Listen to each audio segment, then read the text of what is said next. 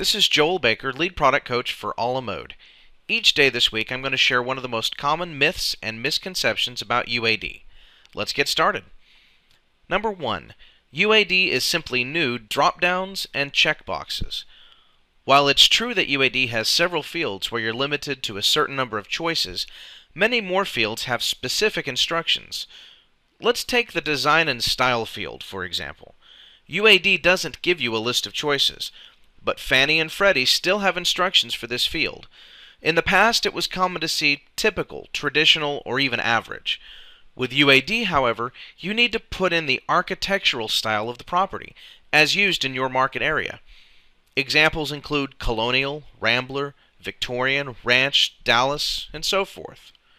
In fact, the instructions specifically state not to use typical, traditional, or average in this field.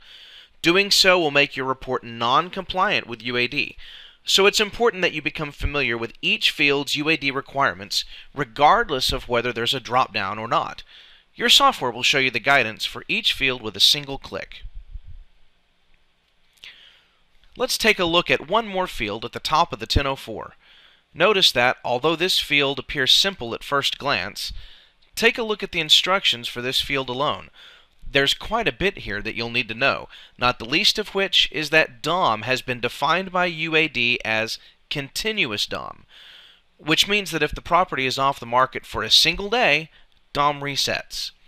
Obviously, this definition of DOM is different than what many appraisers use now. This is just another example of how important it is to read and become familiar with the UAD guidance and instructions for each field.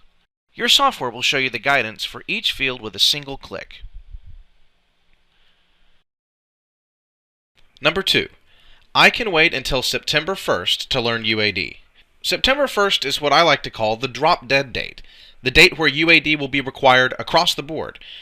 Just by the nature of how orders work, the orders you accept in the last week of August 2011 will likely have to be UAD compliant, since you'll be sending them out after the cutoff date.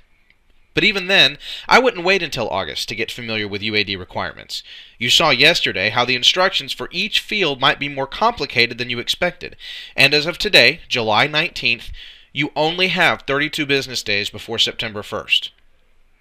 At the bare minimum, use the tools in your form filling software to look up the field-by-field guidance, or take one of our free UAD webinars. We have at least one almost every day, and as long as they keep selling out, we'll keep teaching them. You can get to these on our training page at ulamode.com. Share this video with your appraiser colleagues, and tune back into Facebook tomorrow when I'll talk about using Other as a drop-down choice.